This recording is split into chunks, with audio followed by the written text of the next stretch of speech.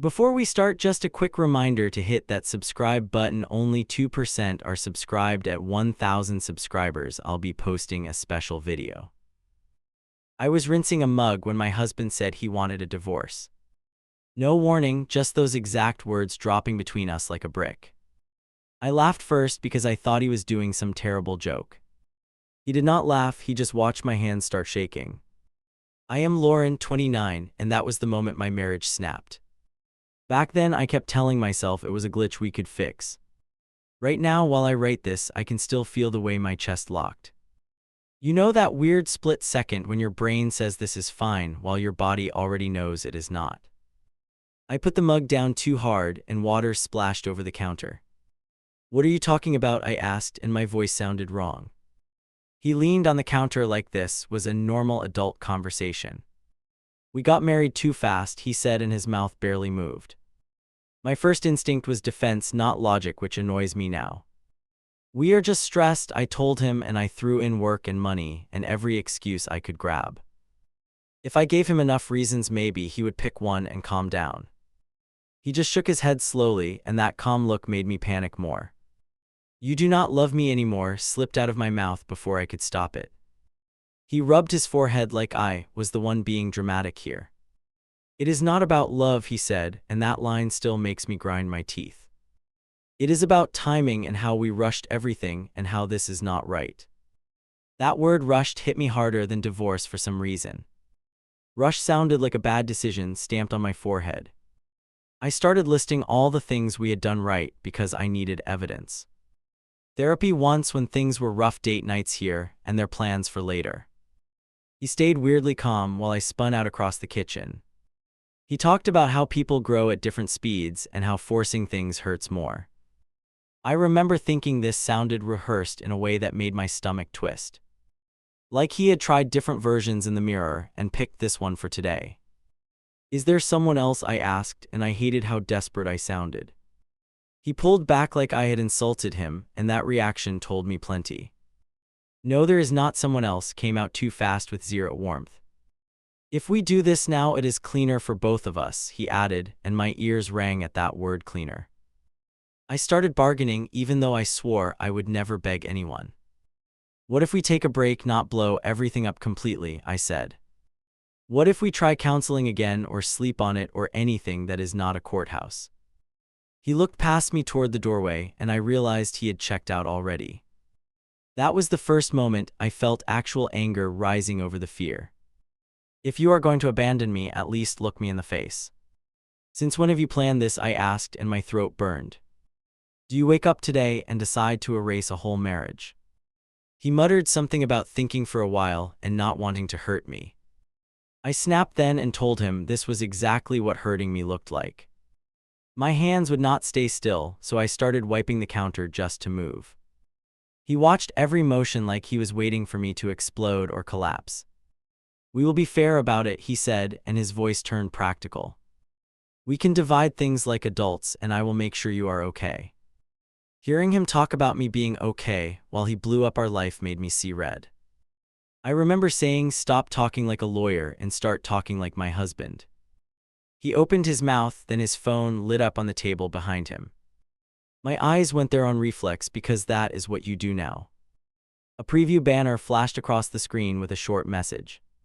"Did you tell her?" stared back at me from a contact name I did not recognize. Time dragged out in that tiny glow while he kept talking about logistics. I did not hear a single word after that notification hit my brain. All I could see was that text and the fact that someone expected an update. My heart started pounding so hard I thought he could hear it from across the room. I wiped my hands slowly on a dish towel to stall for a second. If I lunged for the phone too fast, I would look guilty of something. If I ignored it, I would go insane wondering who needed that answer. So I took one step toward the table and tried to sound casual and calm. "Who is messaging you?" I asked, and I hated how light my voice came out. He shifted his body just enough to block the screen with his side. "It is nothing important," he said, and he tapped the phone face down. That tiny movement felt louder than his entire divorce speech. Every nerve in my body lit up at once and the kitchen blurred. I knew if I backed off now, I would never stop guessing about that message. So I forced my feet to stay planted, and I looked him straight in the eye. Okay, I said, then why is someone asking if you told me? He froze for the first time since this whole thing started. His jaw tightened and his eyes flicked. D to the phone, then back to me. Silence stretched out between us while I waited for any kind of honest word. Who are you updating about our divorce? I asked, and my voice finally stopped shaking. He did not answer right away. His eyes dropped to the phone, then slid back to me. The little screen still faced down on the table between us. My question just hung there, heavier than the divorce line. Who is that? I asked. Who needs the status update? He exhaled through his nose like I was being unreasonable. It is work stuff, he said, and his hand closed over the phone. He slid it into his pocket in one smooth, practiced motion. You are ending our marriage, and you call that nothing? My voice jumped. Something inside me shrank when I heard myself begging for crumbs of truth. Can we not do this right now? He rubbed his temples. I wanted to be honest, that is all this is. Honest felt like an insult coming out of his mouth. If you keep accusing me, this gets uglier than it needs to be. Hearing him worry about things getting ugly while he dumped me made my skin crawl. So when were you planning to tell me? My voice dropped. Before you moved out or after the papers were filed? He stared at the countertop like there might be instructions printed there. I have been thinking for a few weeks, he muttered into his hand. Weeks, that single word slapped me harder than any argument. He stepped closer like he wanted to fix everything with one hug. I did not want a huge fight, I wanted a calm conversation. He reached for my arm and I pulled back before he made contact. Do not touch me until you stop lying, came out low and sharp. I watched his expression harden as he realized this was not staying polite. We circled each other for the rest of that afternoon like strangers. He opened the fridge, asked if I wanted anything to eat. My brain screamed at the normal question, colliding with the divorce bomb. Sure, I answered, because apparently I still knew how to chew food. Part of me wanted to throw every plate instead of swallowing anything. He turned on the television and sat like we always spent evenings this way. Our marriage had just taken a bullet, yet he scrolled through channels. I sat beside him out of habit, my spine stiff as a board. Every laugh track from the screen sounded wrong inside that room. I kept glancing at his pocket, where that phone rested like a secret. Is your coworker waiting for updates on this? I tried again. He did not look away from the screen while he answered. It is not a coworker, it is someone helping with logistics. The word logistics made my skin prickle like I was a shipment. I almost asked for the name, but fear of the answer kept my mouth shut. We picked at food on the couch while some show droned in the background. He kept offering me bites like we were any regular married couple. I forced myself to swallow a few forkfuls so I would not faint later. Every time his leg brushed mine, my body reacted before my mind caught up. Anger and grief tangled so tightly I could not tell where one ended. Night hit faster than I expected once the dishes were cleared. He walked down the hall, tossed a quick "you coming" over his shoulder. The casual invite to bed after a divorce announcement nearly knocked me over. I followed anyway because my brain still clung to every scrap of normal. In the bathroom, our shoulders bumped while we moved around each other in silence. I watched his reflection while I brushed my teeth too hard. We can figure out living arrangements later, he spoke to the mirror. Tonight, I just want us not to scream anymore. So you still plan on sleeping next to me? Foam gathered at my lips. The question hung between us under the fluorescent buzz like a dare. We are adults, we can share a bed without turning it into a war. He rinsed his mouth, then finally looked directly at me.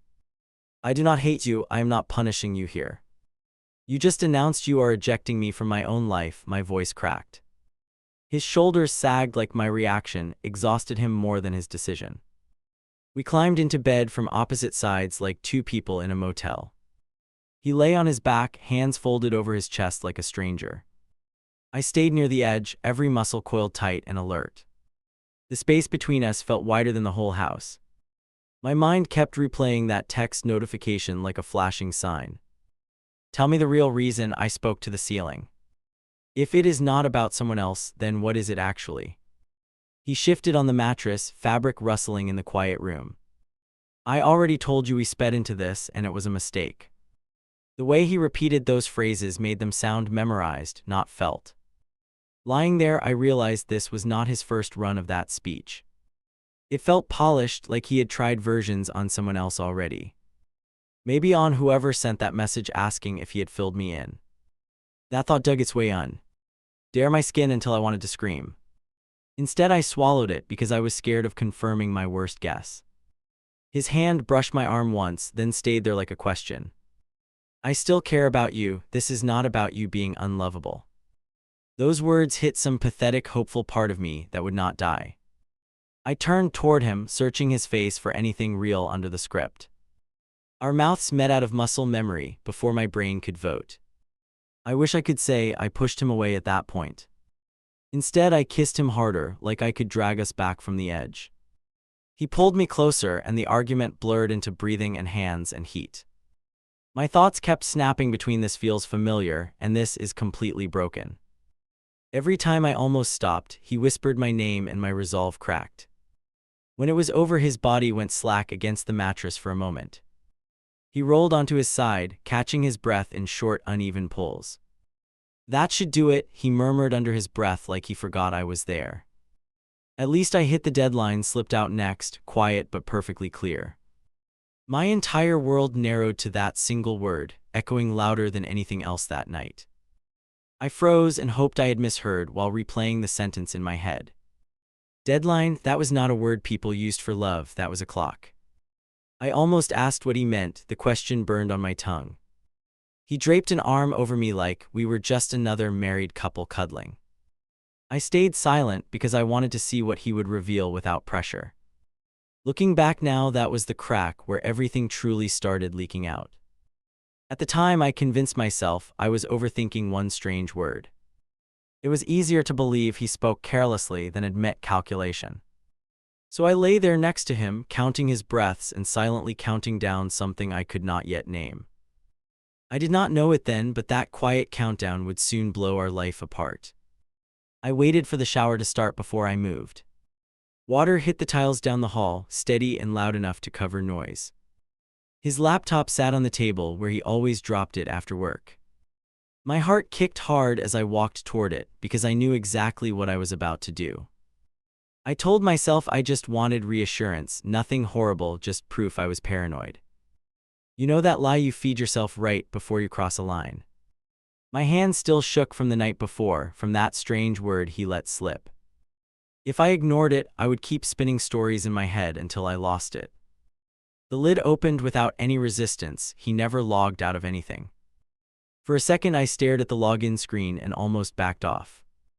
Then my fingers typed his usual password with embarrassing muscle memory. The desktop popped up and my stomach dropped because now I could not pretend. My pulse roared while I hunted for what I did not want to find. I went straight to his email because that mysterious message haunted me.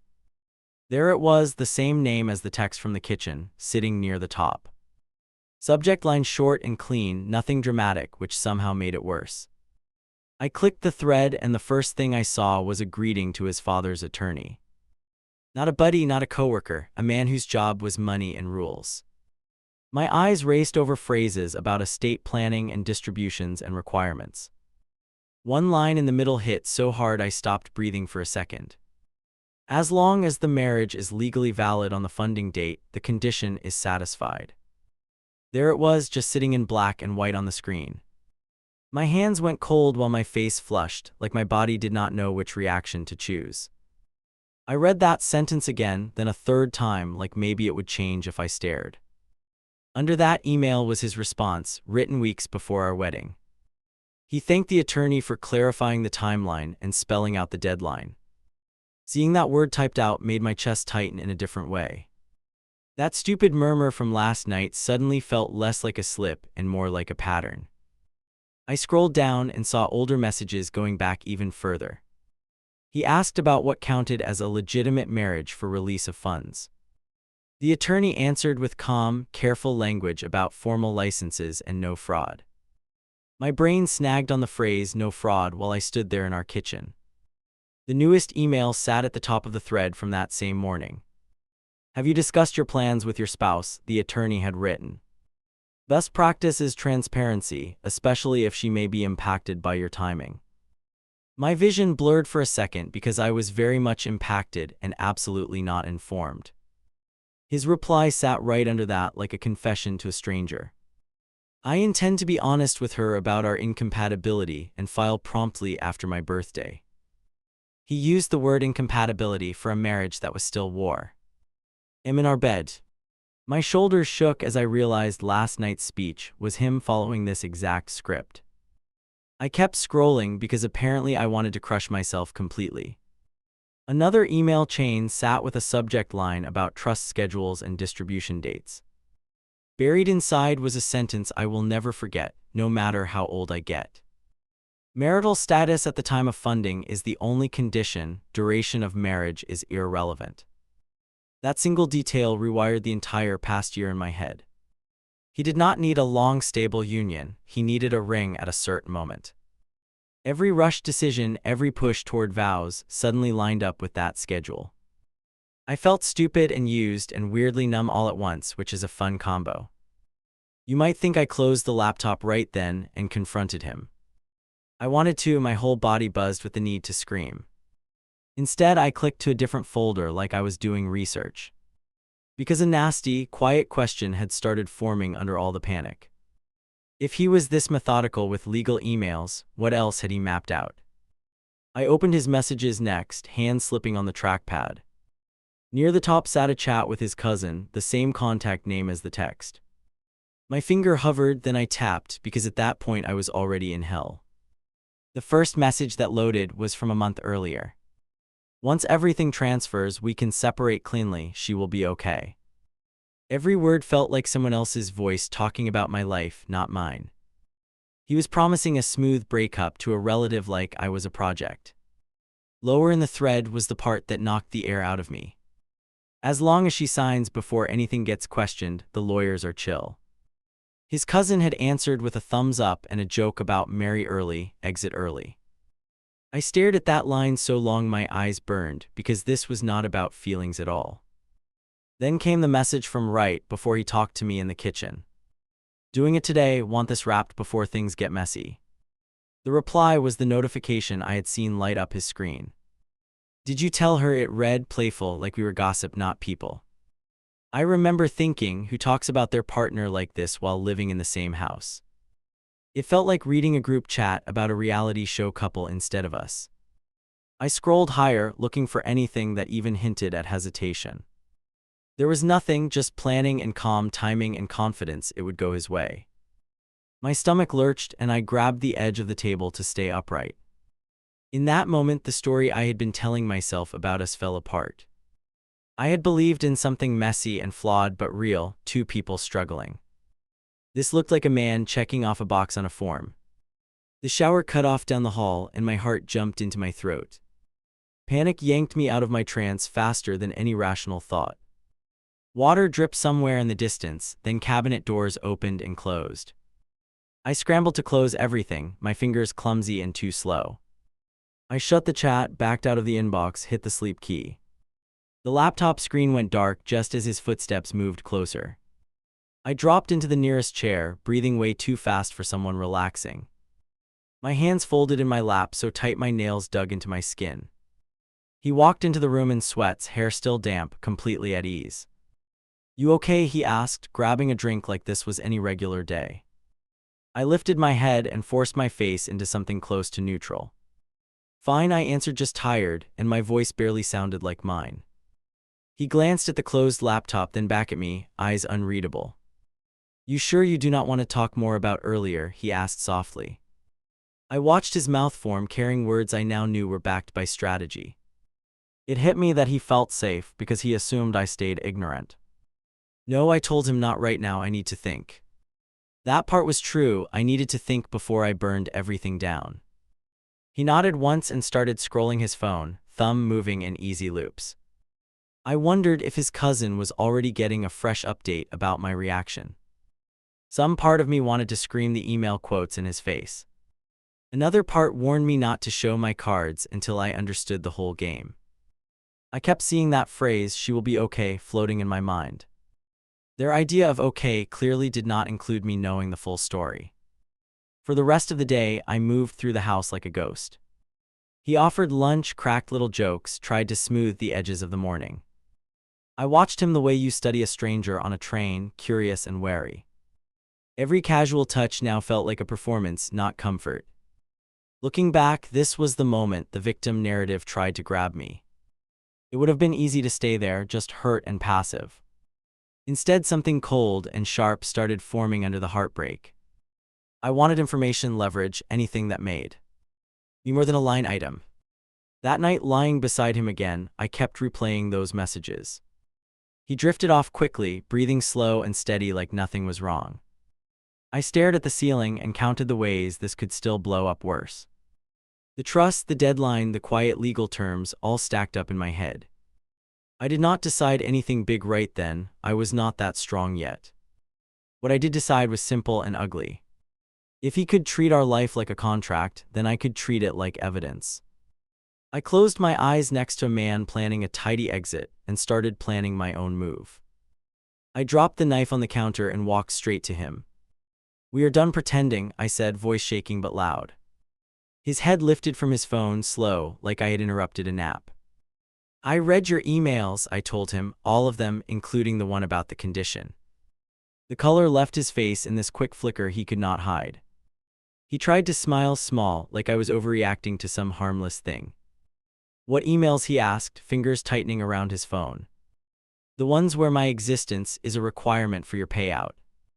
He opened his mouth, then closed it again, jaw flexing. "That is not what this is," he said, stepping closer, palms up. "It is just family money, long-term planning, boring legal crap." "Funny," I cut in, because it did not look boring at all when you called me a condition. He braced one hand on the counter like he needed a prop. "You are taking that phrase out of context, you do not understand." I laughed once, sharp, because that line always shows up when someone gets caught. "I understand enough to quote you," I said. "You wrote, 'file promptly after my birthday.'" His eyes snapped to mine so fast it almost made me flinch. "You went through everything," he said, voice low now, not calm. "You were going to blow up my life," I shot back. I wanted to know why. For a second we just stared at each other, both breathing hard, both cornered. He broke first, dragging a hand over his face like this exhausted him. "Yes, there is an inheritance. Yes, my family set weird rules. That is not the reason I proposed, it was just extra security." I almost choked on the word extra, like I had been a coupon attached to his future. "If it was just extra, why write that email before you told me anything?"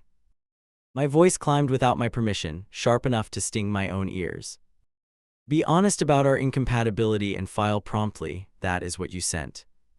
I watched him search for a softer version and come up empty. I panicked, he threw out, shoulders tensing, the pressure, my dad, everything. "I wrote what they wanted to hear, not what I felt." "So you are a liar there or you are a liar here," I said, hands shaking again. "Pick one, because I am done carrying both stories in my head." His expression hardened, a different mask sliding into place over the guilty one. "I rushed into this marriage," he said slowly, choosing each word with care.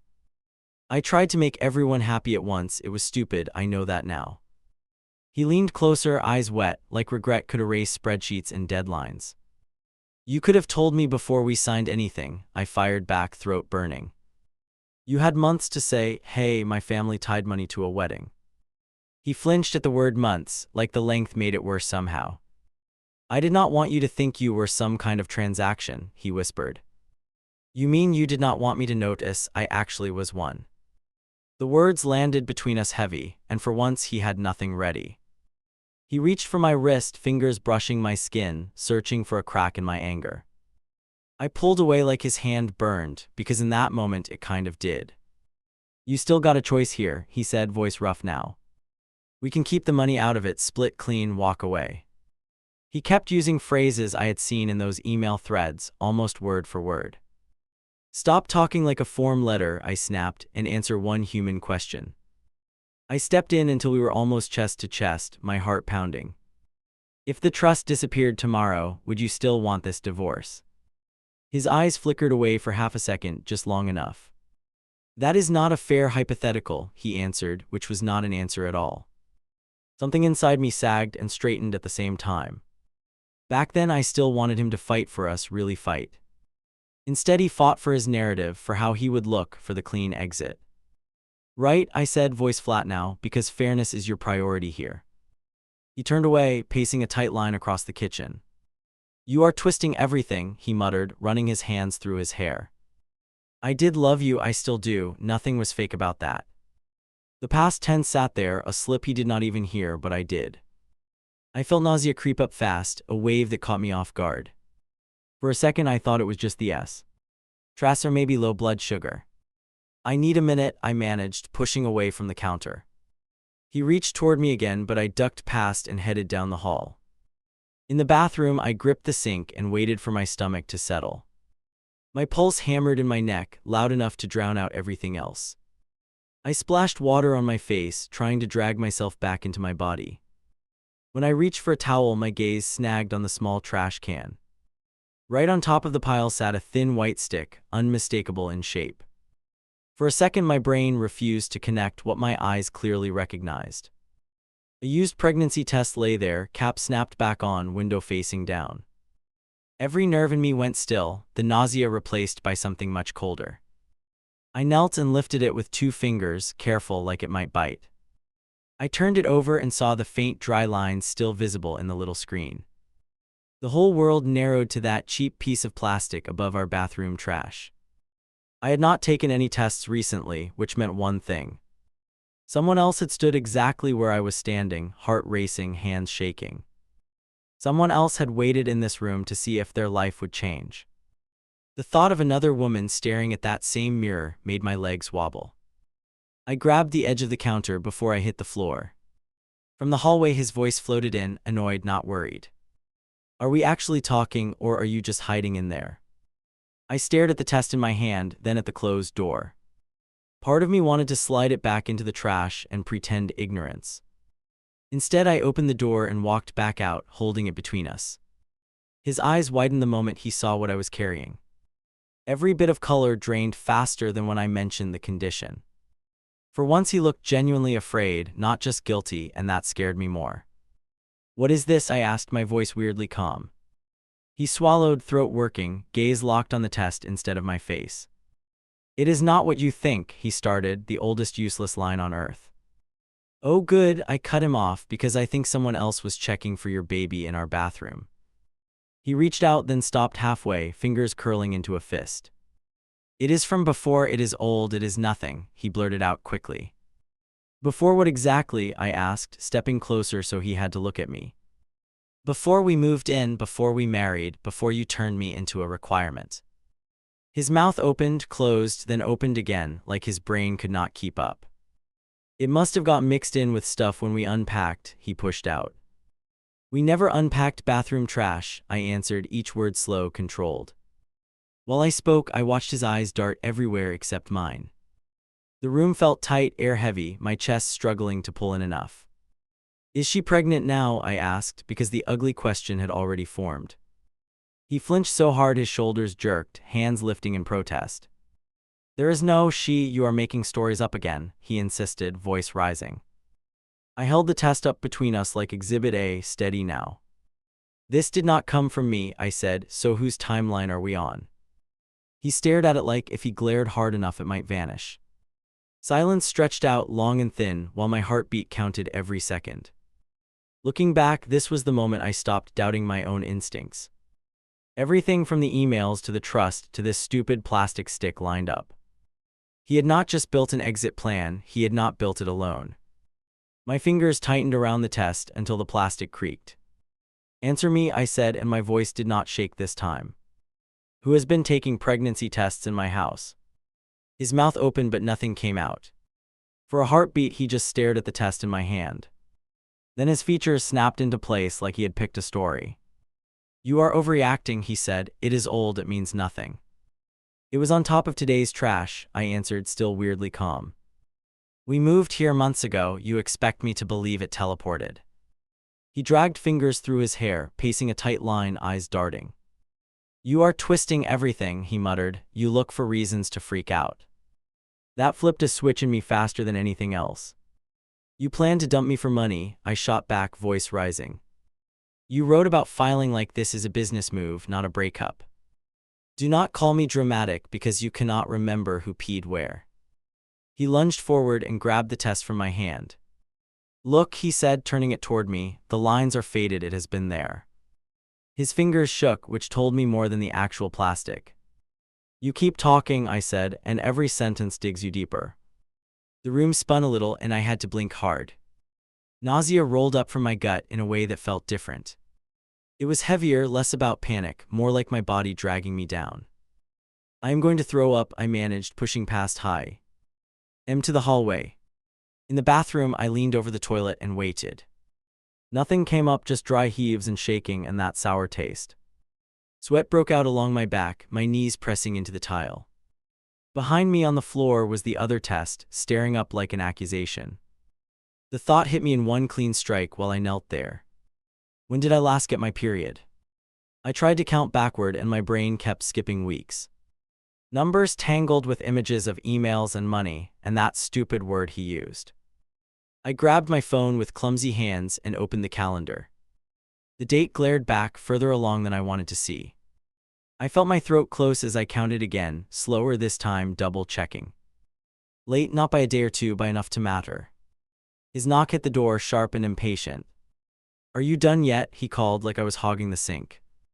"Give me a minute," I said, trying to sound steady, absolutely failing. I stared at my reflection and I did not recognize the woman glaring back. I went back into the hallway and walked straight past him. "I am going out," I said, grabbing my keys, not looking at his face. "Where?" His voice followed me, something uneven under the irritation. "Pharmacy," I answered. "You can read into that however you want." The drive is a blur in my memory now, but the feeling is not. Hands locked on the wheel, mind racing through worse and worse. Part of me begged for just stress, just nerves, anything but pregnancy. Another part whispered that it would almost be funny in a cruel way. In the store, I went straight for the aisle I had avoided for years. My fingers closed around a box before I let myself think too hard. "Quick," I told myself, "before you talk yourself into or out of anything." At the register, my voice sounded flat, like I was buying dish soap. Back home, he was waiting by the door, arms folded, jaw tight. "You storm out and do not answer texts. What was that?" he demanded. I brushed past him to the bathroom, box in one hand, bag crinkling. "If you cannot guess, you are not as smart as your emails," I threw over my shoulder. Inside, I locked the door and ripped open the packaging. My hands trembled so much I almost dropped the little stick. I forced myself to breathe, slow in and out, just enough to function. Then I did what I came to do and waited, staring at the counter. You know those minutes that feel like they stretch forever? I watched the window on the test like it might bite me. I told myself there was still a chance it would be negative. My chest already knew that was a lie, but I clung anyway. When the second line appeared, it felt almost casual. No loud sound, no spark, just a pale mark building itself. I gripped the sink and this tiny laugh snapped out of me, half sob. "Of course," I whispered, "of course this is happening now." I stepped back into the hall holding that new test like evidence. He stood there waiting, face tight, arms still crossed like a barrier. "What did you buy?" he asked, eyes dropping to the stick immediately. His gaze bounced from the plastic to my face, then back again. "I am pregnant," I said, and the words tasted strange coming out. His mouth parted, but the first thing that showed up was calculation. It flickered across his features before anything like shock or concern. That tiny delay told me everything I needed to know about his priorities. "How far?" he asked, voice low, not moving toward me at all. "Late enough that this is not a maybe," I answered, hand shaking. I waited for him to reach for me, to pull me in like before. Instead, he rubbed his forehead, pacing a few steps like he had to solve a problem. "This complicates things," he finally said, and my stomach clenched. "Things?" I repeated, laughing once ugly. "You mean your timeline?" He flinched, then straightened, eyes going distant like he had retreated into numbers. "We need to be practical," he said, each word slow, heavy. Practical how? I asked, even though I already dreaded the answer. If we bring a kid into this while we are separating, it hurts everyone, he said. It will be a mess: custody, support, fighting, my family and our business. He looked at the test again, like it offended him just by existing. You want me to end it? I said, and the air left the room. He did not answer fast, which was all the answer I needed. I am saying we should consider it, he replied, eyes still lowered. A clean break would be easier for both of us, long term. Something tore open inside me at those two words, clean break. This is not a contract clause, I snapped, tears burning at the edges. This is a human being you helped create, whether you like the timing or not. He dragged his hands over his face again, like he wanted to peel it off. I am not ready to be a dad in a collapsing marriage, he shot back. And dragging a kid through that because you want to make a point is cruel.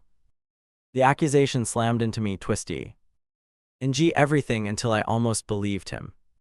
Almost, but not quite, because I could still hear his emails in my head. I did not sleep with a spreadsheet, I said, voice shaking. I slept with my husband, who knew exactly what could happen. His eyes flashed and he stepped closer, close enough that I felt his breath. You knew we were not stable and you still did not protect yourself, he said. There it was, the shift, my fault laid out neat and sharp. Rage and hurt collided and I pushed his chest with both hands. You asked for sex after telling me you wanted out, I yelled. Do not stand here and pretend you accidentally tripped and fell into me. We stood there breathing hard, inches apart, electricity wild. Then in this horrible, twisted way, it flipped again. I wish I could say I turned and left, that I walked out. Instead, my body moved toward him, like it had not gotten the new memo. Maybe it was shock, maybe habit, maybe self-destruction. I grabbed his shirt, he grabbed my waist, and we collided. It was rough, angry, almost wordless, all tension and claws and teeth. Every touch felt like a dare, like we were both testing how far we would go. At one point he paused, just for a second, eyes locked on mine. We are insane, I whispered, half laughing, half crying. I know, he breathed, and then he pulled me closer, like closer could fix anything. My head screamed no, while the rest of me overruled it. Afterwards we lay there in the dark, chest still heaving. He rolled onto his back, one forearm over his eyes, silent. I stared at the ceiling, the reality of what we had just done hitting hard.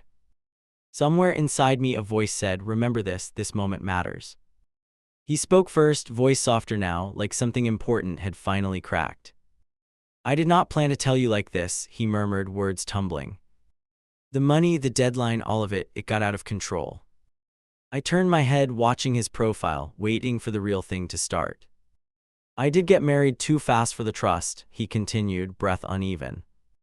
At first it was about the requirement, about not losing what my dad dangled. He swallowed, fingers digging into the blanket like he hated admitting it. I told myself it was harmless because I liked you and it would work. Every sentence hurt, but I kept listening because this was the truth I had begged for. I was going to be honest once everything went through, he said. Not about the beginning, but about us not fitting long term. In my head it made sense, we both walked away with something. What did I get? I asked quietly, my throat tight. He turned toward me finally, eyes raw, no performance left.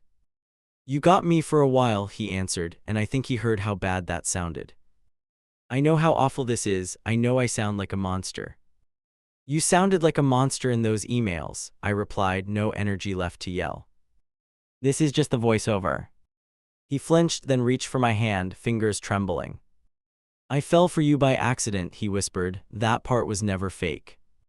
If you have ever wanted to believe a liar, you know that pull.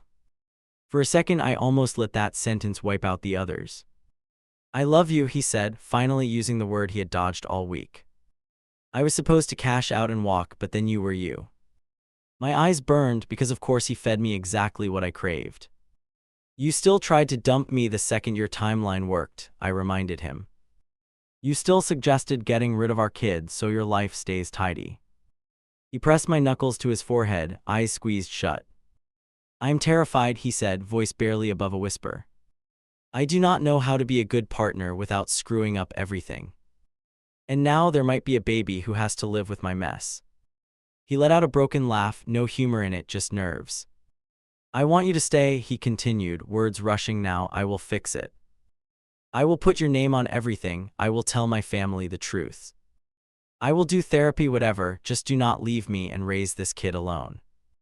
His grip tightened, desperate, like he could hold me in place by force. I lay there listening, tears sliding into my hairline. Half of me wanted to melt into his chest and say yes.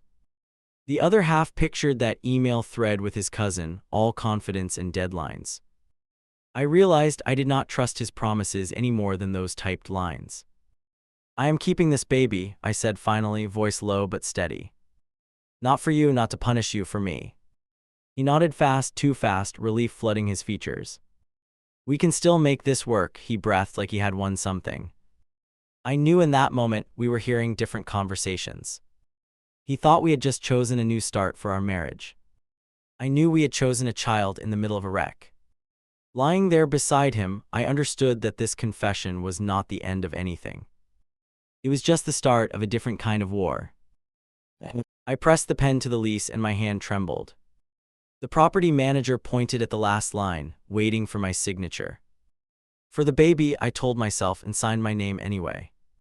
The moment the ink hit the paper, I knew I had chosen a side.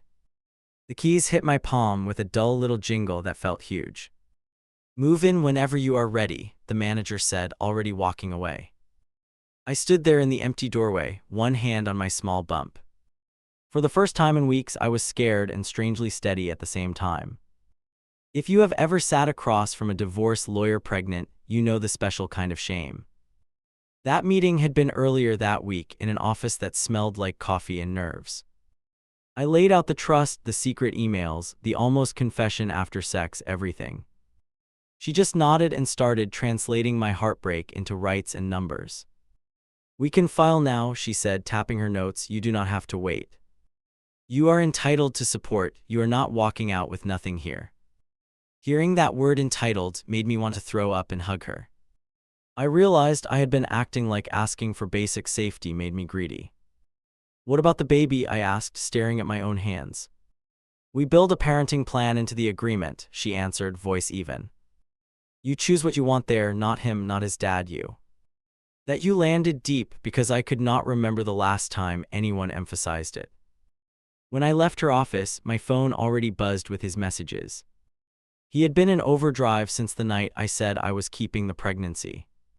Links for therapists, pictures of cribs, promises he would change everything.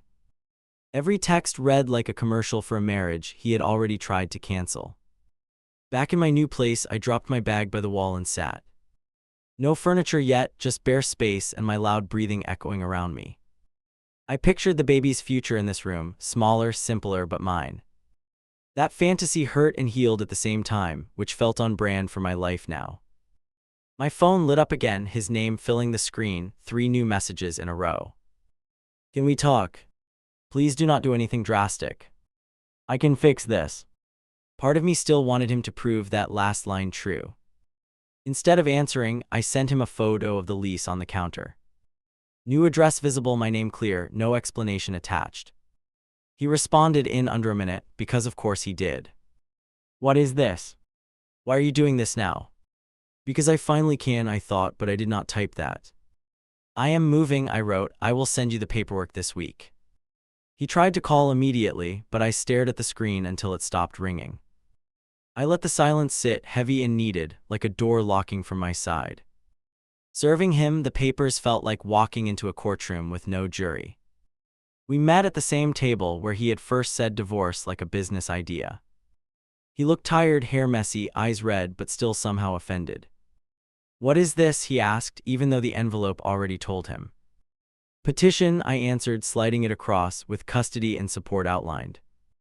He did not touch it, just stared at the edge nearest his hand. You went to a lawyer without talking to me first, he said quietly. You scripted my exit without talking to me at all, I replied, keeping my tone flat. He finally opened the envelope and skimmed, lips moving without sound. At one point his jaw clenched, like he had swallowed something bitter.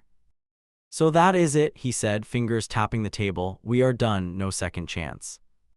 We are not done, I answered. We are parents now, just not partners. He shut his eyes for a second, then looked at my stomach, not my face. I wanted us to stay together for the baby, he said, voice rough. I was ready to put everything in your name, set up accounts, whatever. The same money he once used as a reason to leave was now his bargaining chip to stay.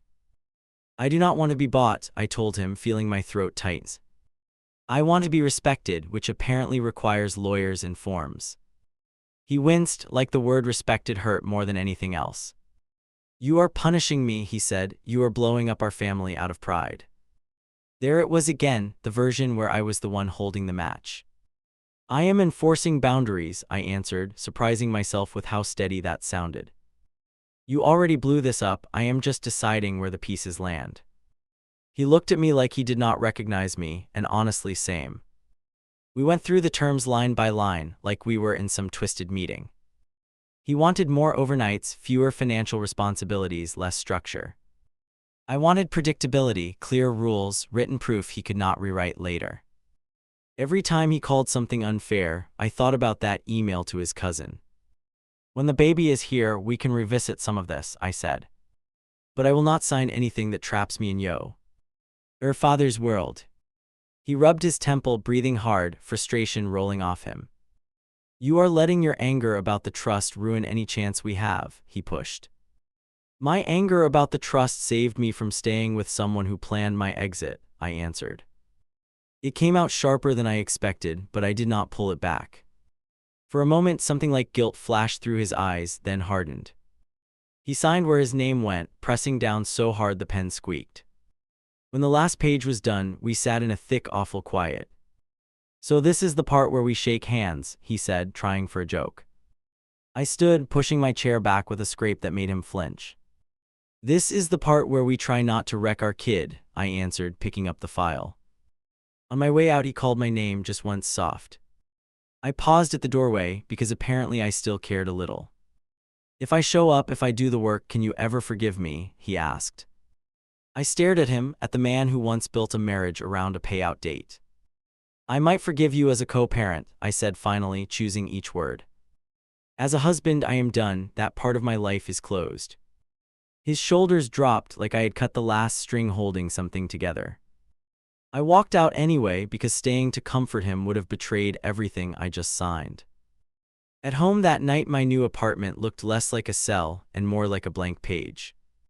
I set the file from the lawyer on the counter and covered it with my palm. Under my other hand, my belly shifted, a small reminder that someone else was listening. I picked us, I whispered, and for once it did not feel like a lie. Later, I opened my laptop and pulled up the site I always swore I would never post on. You know, the one where strangers dissect relationships like group therapy with popcorn. I created an account with shaking fingers and stared at the empty title box. The words came before I even thought them through. My husband told me we got married too fast and wants a divorce, I typed. Then, almost in a post-nut clarity, he admitted he used me to meet a deadline. I laid out the 6-day spiral, the trust, the baby, the lawyers, the lease. Not as a victim speech, but as a record of what I had finally done. Before I hit post, I rested my hand on my stomach again. Some future kid might read this one day, which kept me honest. I chose to leave instead of stay bought, I wrote in the last line. Did I destroy a marriage that could have been fixed, or did I finally walk out of one that never really started?